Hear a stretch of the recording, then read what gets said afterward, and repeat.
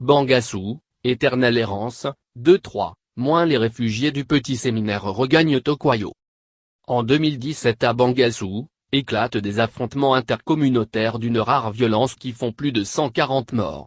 Pris pour cible, les habitants du quartier musulman de Tokoyo trouvent refuge dans l'enceinte du petit séminaire, adjacent à la cathédrale. La plupart n'ont regagné le quartier que cette année et Tokoyo reprend vie peu à peu. Enclavée et en proie aux conflits récurrents depuis un quart de siècle, la Centrafrique compte aujourd'hui plus de 722 000 déplacés internes. Théophile Redatoro caresse songeur un impact de balle sur le mur en ruine.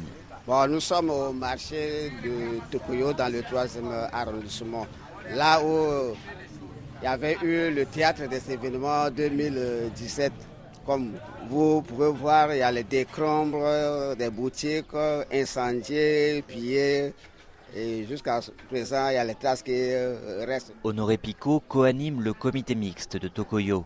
Les gens ne voulaient plus voir les musulmans et les musulmans ne voulaient plus voir aussi les chrétiens puisque les chrétiens ont détruit leurs biens. Il y avait eu des morts un peu partout, il y avait des blessés, il y avait aussi des fosses communes puisque c'était resté en l'air libre. Les mots vivre ensemble et cohésion sociale sont répétés sans cesse comme un mantra, mais le quartier musulman porte encore les stigmates des violences, tout comme le bras gauche d'Hassan Djouma qui s'achève tristement par un moignon. Lorsque les anti-Balaka sont venus, ils m'ont attaché et tué bras gauche.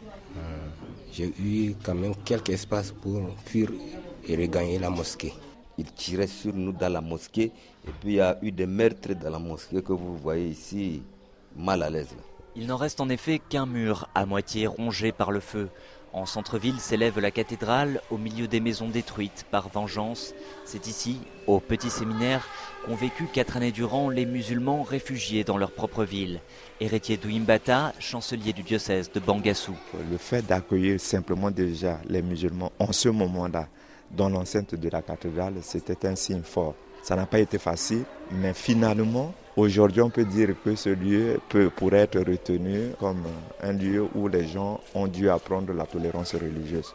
Par exemple, leur lieu de culte était détruit à Tokoyo, mais eux ici, ils ont dû respecter quand même notre lieu de culte. L'esprit de revanche, de vengeance, est-ce que pour vous, aujourd'hui, il a disparu de Bangassou ou il existe encore un peu caché? Bon, comme on le dit souvent aussi, le cœur de l'homme est malade et compliqué.